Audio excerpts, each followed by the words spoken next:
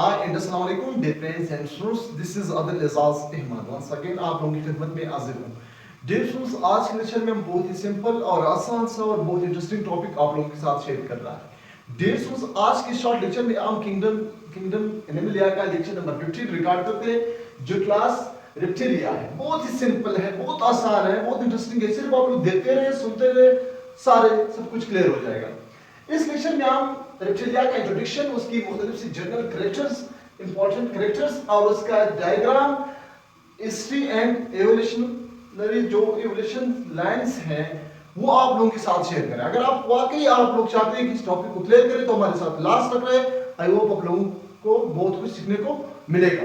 तो चलिए सबसे पहले स्टार्ट करते हैं लव्स रेप्टिलिया से। जिस स्टूडेंट्स को लव्स रेप्टिलिया का पता चला, समझा और तो उसको बाकी सारे टॉपिक्स जो है, पूरा टॉपिक जो है क्लियर होगा। रेप्टिलिया का लफ्ज जो है डियर स्टूडेंट्स, लव्स रेप्टिलिया लैटिन वर्ड से निकला हुआ है। किस वर्ड से निकला हुआ है? लैटिन वर्ड से निकला हुआ है। लैटिन किस वर्ड से, जिसको हम कहते हैं, इस रिपेयर का मतलब क्या है डियर स्टूडेंट्स? रिपेयर का मतलब है यानी क्रिवलिंग करना। देखिए रेप्टिलिया का लफ्ज जो है लैटिन वर्ड से निकला हुआ है रिपेयर, जिसका मतलब क्रिवल यानी क्रिवलिंग करना। जैसा बच्चे जब होते हैं 1 साल के होते हैं, फिर वो क्या करते हैं? क्रिवलिंग करते हैं, पाँव और हाथों के जरिए से वो क्या करते हैं? एक जगह से दूसरी जगह चले जाते हैं, वो मूवमेंट करते हैं, लोकोमोशन करते हैं। इसको क्या कहते हैं? क्रिवलिंग कहते हैं। तो रेप्टिलिया जो है क्रिवलिंग करते हैं यानी रिंगिंग करते हैं। लेकिन एक्सेप्शनल केस है, जैसा स्नेक वगैरह जो है उसकी तो कोई लिम्स वगैरह नहीं है, वो फिर क्या करते हैं?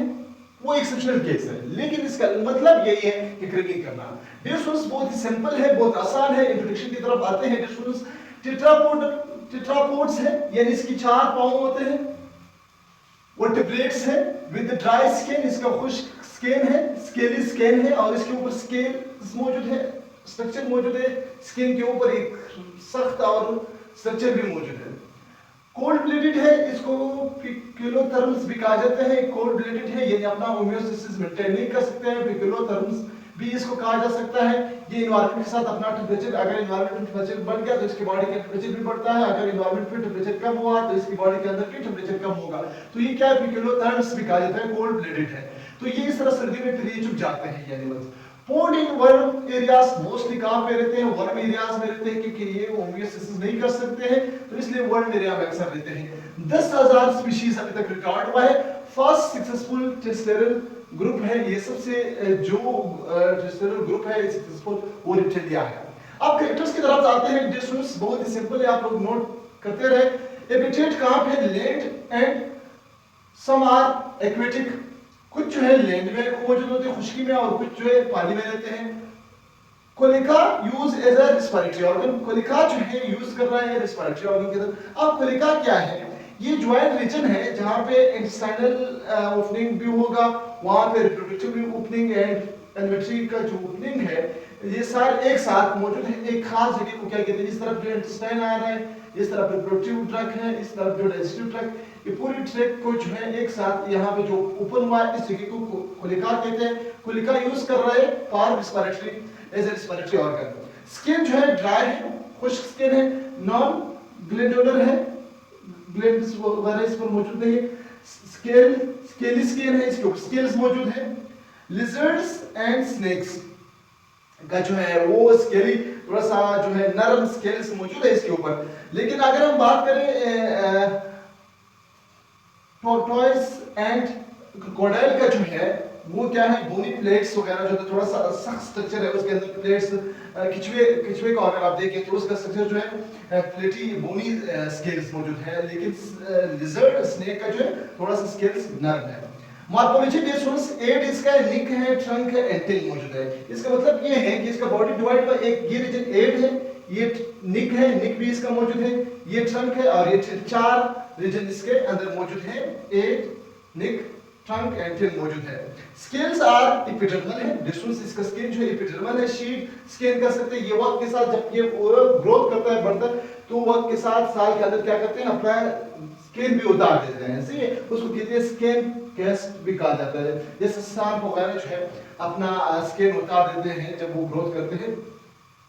अब अगर हम बात करें स्नेक का जो स्किन है वो केराटिन प्रोटीन से बना हुआ है, थोड़ा सा खूबसूरत और बहुत अच्छा, दूर से बहुत खूबसूरत लगता है। अगर हम बात करें क्रोकोडाइल का जो स्किन है, आप उसको देखिए, वो टफ स्किन है, वो उसको कहते हैं कॉर्निफाइड स्केल्स। कॉर्निफाइड जो बोनी स्केल्स होते हैं, सख्त स्केल्स होते हैं, थोड़ा सा टफ स्केल होते हैं।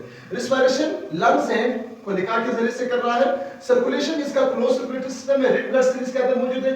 न्यूक्लिएटेड रेड ब्लड सेल, ये अगर ह्यूमन का रेड ब्लड सेल आप देखें तो वो जो है उस रेड ब्लड सेल के अंदर न्यूक्लियस नहीं है। यहाँ का जो है ये एमसीक्यूज में कभी कभार पूछ जाता है कि कौन सा एनिमल है जिसका रेड ब्लड सेल जो है उसके अंदर न्यूक्लियस मौजूद है, तो आप बता सकते हैं रेप्टिलिया जो है वो न्यूक्लिएटेड है। ठीक है। हार्ट है 3 चैम्बर, हार्ट के 3 चैम्बर्स है, लेकिन एक्सेप्शनल केस में क्रोकोडाइल का जो है 4 चैम्बर्स है, ये आपको याद रखना है। सी डाइजेस्टिव सिस्टम इसका वेल डेवलप है, नर्वस सिस्टम इसका जो है वेल डेवलप है, 12 पेयर्स 12 पेयर्स क्रेनियल नर्व्स का होगा, वेल डेवलप है, और 12 पेयर्स जो है क्रेनियल नर्व्स निकले हुए हैं। यूरोटोलिक है, यानी यूरिया एक्सक्रीट कर रहा है, यूरिया जो है एक्सक्रीटरी प्रोडक्ट है, इसका यूरिया एक्सक्रीट करते हैं। यूनिसेक्सुअल है, मेल फीमेल जो है अलग है।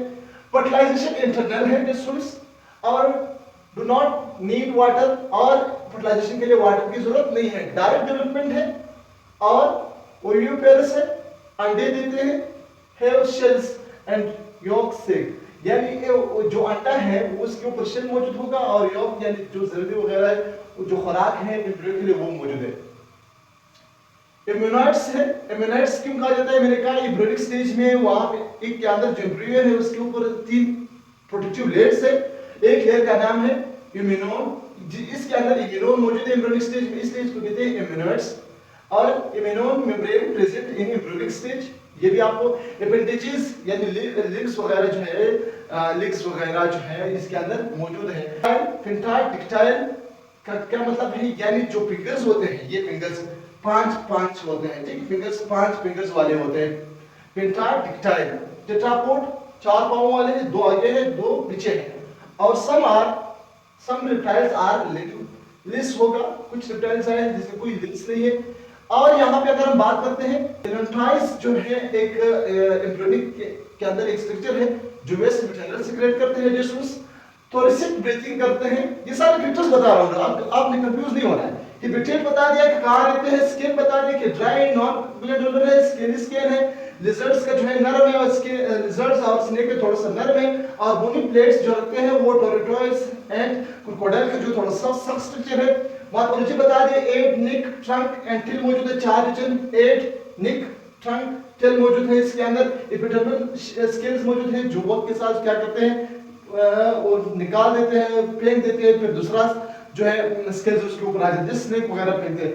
रिस्पिरेशन लंग्स और कोलिका के जरिए से कर रहा है। सर्कुलेशन जो है क्लोज सर्कुलेटरी सिस्टम है, रेड ब्लड सेल मौजूद है, लेकिन रेड ब्लड सेल के अंदर वो न्यूक्लियोटाइड है, उसके अंदर न्यूक्लियस मौजूद है। डाइजेस्टिव सिस्टम वेल डेवलप है, नर्वस सिस्टम जो है वेल डेवलप है, 12 पेयर्स क्रेनियल नर्व्स मौजूद है। तो सारे मैं बता रहा हूं वही जो है कैरेक्टर्स है। अपेंडिजेस बता दिया। अब जो है थोरेसिक ब्रीथिंग भी एक कैरेक्टर है। थोरेसिक ब्रीथिंग यानी चेस्ट के जरिए से सांस लेना, तो ये थोरेसिक कैविटी। अगर हम बात करें प्रोग के अंदर थोरेसिक ब्रीथिंग नहीं है, वो सिर्फ बकल कैविटी के जरिए से जितनी सा जो है ऑक्सीजन ले सकते हैं ले लेते हैं और रेस्पायर कर सकते हैं। वहां पे बकल कैविटी में जो है आवाज स्टोर करके फिर लेते हैं, फिर दोबारा यहाँ पे जो है ये थोरेसिक ब्रीथिंग करते हैं, जैसे ह्यूमन बीइंग कर इस तरह ये भी क्या करते हैं, तो थोरेसिक ब्रीथिंग करते हैं। अब आते हैं स्ट्रक्चर की तरफ। ये एक लिजर्ड का स्ट्रक्चर है। पहला पार्ट जो है ये इसका एब होगा, ये पार्ट जो है इसका एब है, ये इसका निक है, ये इसका, और ये इसका जो रीजन है ये ट्रंक है, और ये जो रीजन है ये इसका टेल है।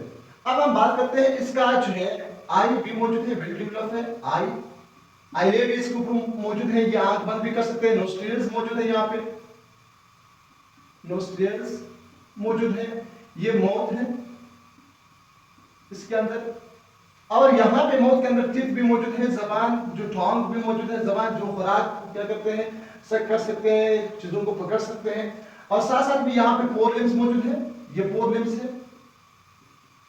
4 लिम्स मौजूद है। फोर लिम्स मैंने कहा यहाँ पे एक लफ्ज यूज हुआ फोर लिम्स के हवाले से, पिंटाडिक्टाइल। पिंटाडिक्टाइल इसका फिंगर जो है वो कितने हैं, 5 फिंगर्स है। मैंने तो 3 लिखा है लेकिन यहाँ पे 5 फिंगर्स मौजूद होते हैं, 5 फिंगर्स, ये भी आपने नोट करना है, फिंगर्स मौजूद है। एंड लिम्स है, इसका भी कितने फिंगर्स है, यहाँ पे 5 फिंगर्स मौजूद है, 5 फिंगर्स है, फिंगर्स मौजूद है। तो ये था स्ट्रक्चर के हवाले से। अब आते हैं डिस्ट्रीब्यूशन से हिस्ट्री की तरफ से, हिस्ट्री ऑफ रेप्टाइल्स।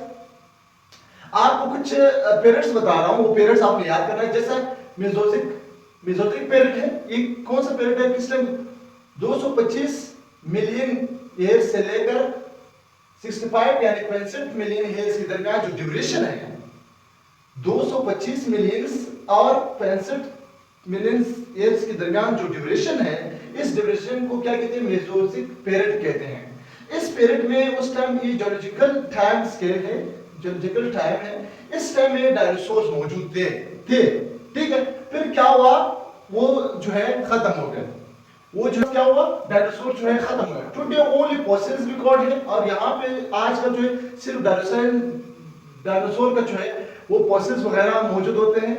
और अगर आज की हम बात करें, टुडे जो है आज की जो है प्रेजेंट टाइम में जो है 4 इवोल्यूशनरी लाइंस हैं रेप्टाइल्स की, 4 इवोल्यूशनरी लाइंस हैं, जैसा लिजर्ड एंड स्नेक, दूसरा है स्पिनोडोन्स ओनली प्रेजेंट इन न्यूजीलैंड, इसे न्यूजीलैंड में मौजूद है, क्रोकोडाइल एंड टोर्टोइस जो है, ये 4 इवोल्यूशनरी लाइंस मौजूद हैं। लिजर्ड्स, स्नेक्स है, एंड स्पिनोडोन्स, क्रोकोडाइल, टोर्टोइस, ये 4 लाइंस है। यहाँ पे मैंने मेसोजोइक पीरियड, वो पीरियड है जो 225 से लेकर 65 मिलियन ईयर्स के दरमियान है, वहां डायनासोर्स मौजूद है, ये आपने नोट करना है। अब आते हैं present day reptiles have been derived from dinosaurs. कह रहे हैं कि आजकल जो रेप्टाइल्स मौजूद हैं, वो डायनासोर से जो है आए हैं, डायनासोर से जो डिराइव हुआ है। अब डायनासोर्स कौन से पीरियड के डायनासोर्स, यहाँ जुरासिक पीरियड के जो डायनासोर्स थे। अब जुरासिक पीरियड, मेसोजोइक पीरियड तो मैंने बता दिया, जुरासिक पीरियड वो है कि 195 से लेकर 136 मिलियन ईयर्स में जो दरमियान में जो ड्यूरेशन है, 195 से लेकर 136 के दरमियान जो ड्यूरेशन, इस ड्यूरेशन में जो डायनासोर्स मौजूद है, उस डायनासोर से ये आजकल के रेप्टाइल्स आया है। एंड दूसरा जो है क्रिटेशियस पीरियड जो है 136 से लेकर 65 मिलियन ईयर्स के दरमियान जो ड्यूरेशन है, इस दो पीरियड के दरमियान जो डायनासोर्स थे, आजकल का डायनासोर इससे आया है, आजकल की रेप्टाइल सॉरी जो है इस पीरियड की डायनासोर से ड्राइव हुआ है। तो डिस्टेंस बहुत ही सिंपल, बहुत ही आसान और बहुत ही सिंपल टॉपिक था। इस टॉपिक में डिस्टेंस हम लोगों ने क्लास डिस्कस किया, उसका इंट्रोडक्शन, उसके कैरेक्टर्स, उसका स्ट्रक्चर डायग्राम एंड उसका जो है हिस्ट्री एंड इवोल्यूशनरी लाइंस जो है आप लोगों के साथ शेयर किया।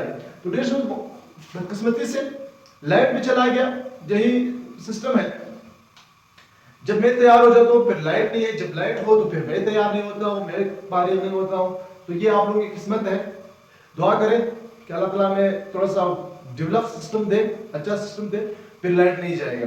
तो डियर स्टूडेंट्स, इस लेक्चर से अगर आप लोगों को कुछ फायदा हुआ है तो लाजमी अपने दोस्तों के साथ शेयर करें और कमेंट करें, और लाजमी मुझे सजेशन दे दें कि स्टूडेंट्स के सजेशन को मैं दे करके मैं उसकी जो है मेथड फॉलो करूंगा। जो तरीका स्टूडेंट्स के लिए अच्छा लगता है, आसान है, वही तरीका मैं अपनाऊंगा।